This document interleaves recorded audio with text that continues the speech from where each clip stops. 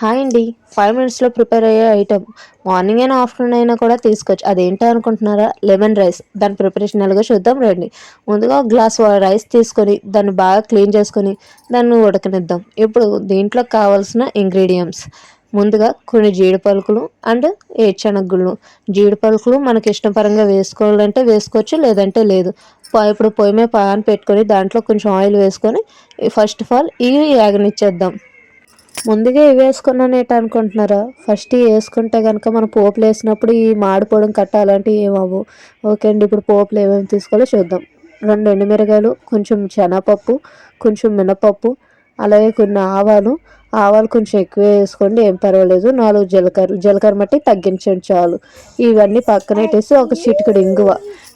మీకు ఇది మట్టికి ఎట్టి పరిస్థితుల్లో మీరు మట్టుకు మైనస్ చేయొద్దు. ఇప్పుడు ఒక గ్లాస్ రైస్కి 2 నిమ్మకాయలు అయితే కట్టేసి సరిపోతాయి.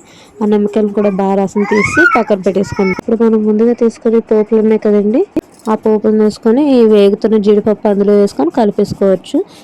కరివేపాకు ఉంటే కనుక అది కూడా వేసుకొని, నా దగ్గర కరివేపాకు అవైలబుల్లో లేదు కనుక నేను వేయలేదు.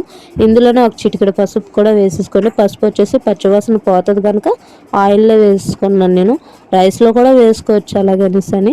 నేనైతే కనుక రైస్లో మర్చిపోయాను కనుక ఆయిల్లో వేసుకున్నాను. ఇది బాగా మిక్స్ చేసుకొని పచ్చివాసన పోయేదాకా బాగా మిక్స్ చేసుకొని ఇప్పుడు స్టవ్ ఆఫ్ చేసి పక్కన పెట్టి చల్లారి పెడదాం. రైస్ అయితే ఉడికిపోయింది కనుక చూసారు కదా, ఆ రైస్ ఉడికిన ఈ రైస్లో మనం ముందుగా చల్లారి పెట్టుకున్న పోపును తీసి అందులో వేసుకొని, ఇంకా నిమ్మకాయ రసం 2 స్పూన్లు ఉప్పు వేసుకొని కలుపుకుంటే చాలు. చూసారు కదా, ఇలా కలుపుకుంటే చాలండి. ఇంతేనండి లెమన్ పులిహోర. మీకు ఈ వీడియో నచ్చినట్లయితే లైక్ చేసి సబ్స్క్రైబ్ చేయండి. Thank you.